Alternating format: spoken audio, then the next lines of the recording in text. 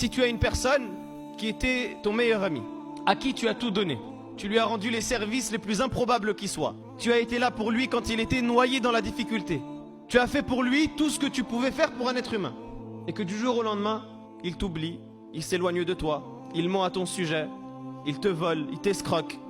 Est-ce que tu vas être capable de lui pardonner?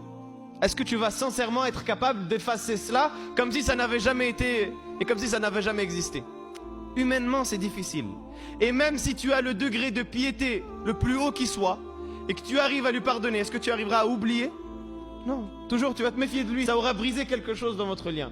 Tu vas toujours dire, celui-là, il faut que je m'en méfie.